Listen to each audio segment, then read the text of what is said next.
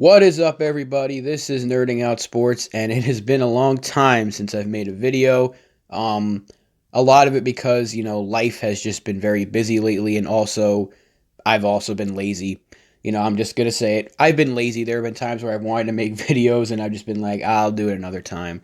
And procrastination is a real thing. Anyway, it is good to be back. And I just want to talk about the Giants offseason, give my 2 cents on the moves we made and what I feel about them. So of course, we start things off with the big cat himself, Leonard Williams.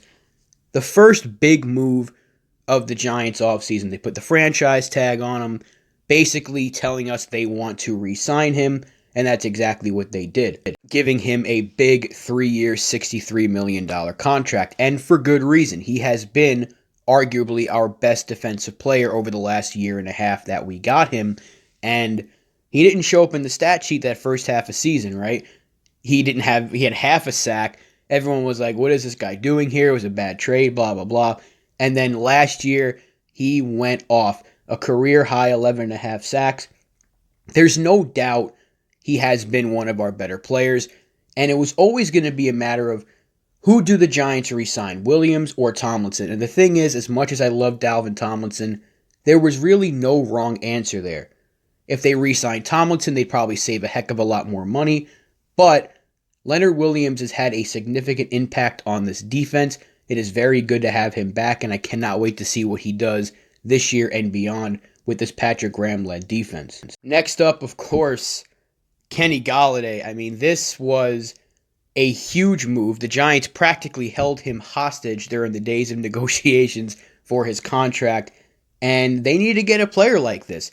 They said they needed to get playmakers, and this is exactly what they did, getting probably the best free agent on the market in Kenny Golladay. Offers that 6'4", go up and get it type receiver that the Giants have really needed. Daniel Jones has his Plaxico. This is a very comparable move to when the Giants signed Plaxico Burress back in 2005. They gave Eli that dynamic playmaker to add on to the guys they already had on the roster. Now, there is some injury concern with Golladay. Last year had to deal with the hip injury, but the statistics are there before that. 2018, 2019, back-to-back 1,000-yard seasons. And in 2019, he was very good. 11 touchdowns on his 65 receptions. So the Giants get that dynamic playmaker they've really been wanting. And Golladay is a true number one. And now it's time to see Daniel Jones take off. Now, having that true number one wide receiver is going to allow Sterling Shepard to move back to the slot where he is most comfortable, where he is at his best, and also is going to allow Darius Slayton, not many eyes are going to be on him now from the opposing defenses. He's another guy that could really benefit from the addition of Kenny Golladay. The Giants' offense has a lot of potential just with this one signing alone. And continuing on with the big money signing trend, we have Adoree Jackson, the cornerback formerly of the Tennessee Titans.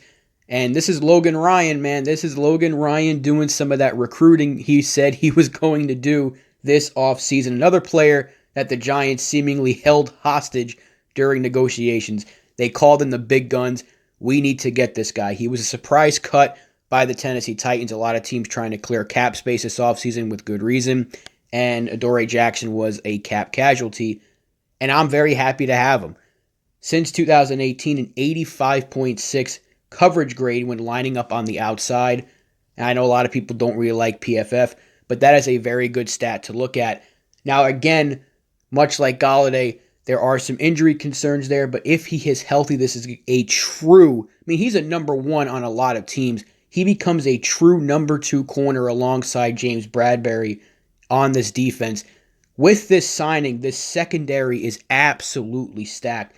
From the cornerback position to the safety position, Adoree Jackson really gives the Giants an elite secondary that they have not had for a very long time, and man, am I excited to see it. Keeping on with the defensive trend, we have, and please, I hope I do not butcher this, Ifeadi Odenigbo. I hope I said that right. If I didn't, I am sorry, but I am really excited about this move. Signed for a really cheap $2.5 million contract. Was very effective with the Vikings the last couple of seasons, had 7 sacks in 2019, along with 13 quarterback hits. He only had 3.5 sacks last year, but he did have 15 quarterback hits. So he has shown the ability to get to the cornerback. And for a cheap deal, to add an effective edge rusher on a defense that really needs it, you can't complain. This is one of those moves that might not look like much when it was made, but can really pay off. This is a guy that with our very strong defensive front, he maybe could match that 7 sack total. Even if he doesn't, if he gets around 3, 4, 5 sacks, whatever it may be. But he has shown the ability to get to the quarterback, and the Giants need as many guys on this defense that can do that. And they lost Kyler Fackrell. They traded away Marcus Golden last year. Odenigbo on a $2.5 million contract seems like a steal. Another great move by Gettleman. And another cheap deal that can pay off in the long run is linebacker Reggie Ragland, former Detroit Lion and Kansas City Chief. Ragland signing another cheap deal. I think the total was about $1.1 million or something like that. But a very effective player for a cheap contract. 2018 with the Chiefs, he was a 15-game starter, had 86 tackles, didn't play as much with the Lions the last couple of seasons, didn't have as many starts, but another good tackler, and this is another guy that the Giants can put alongside Blake Martinez, kind of have a rotation for that middle linebacker 2 position with him and Tay Crowder, who was very effective in his rookie year last year. And you can never have too much depth. And I think the reason this move is so big to me is because he's a solid player, 1. We're going to have a good rotation alongside Blake Martinez, number 2. And we don't have to see Devontae Downs as much on the field defensively. He can stick to special teams where he's probably more effective. I really like this move, but those are the main 5 moves that the Giants made that I'm really impressed about, or I should say excited about. But the Giants have made a bunch of other moves that have really just made this roster so much better. Kyle Rudolph, a really big red zone target, and I think it's going to open things up for Evan Ingram to erase what was a really rough 2020, go into this next season with the fresh mindset. Brought in John Ross, another good depth piece. Devontae Booker, solid running back 2 behind Saquon Barkley. Mike Glennon, the backup quarterback. Ryan Anderson, some more depth off the edge. Zach Fulton, veteran offensive guard. Probably shouldn't start, but depth is never a bad thing on the offensive line. We as Giants fans know that. Danny Shelton, that is a big move. And it's not just because he's a big guy. It makes the loss of Dalvin Tomlinson hurt a little bit less because Danny Shelton is a very effective run stuffer like Dalvin Tomlinson was. He isn't on the same level, but it definitely makes the loss of Tomlinson hurt just a little bit less. I really do like the move for Danny Shelton. And overall, I'm very, very happy with this Giants offseason. Dave Gettleman and company, they knocked it out of the park. So let me know what you guys think in the comment section down below. What move the Giants have made so far this offseason has you the most excited?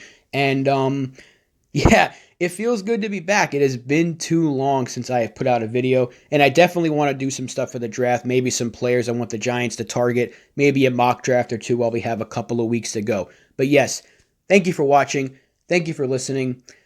Happy to be back talking Giants football. Be sure to like and subscribe. Let's go Giants, and I will see you guys next time. Peace out.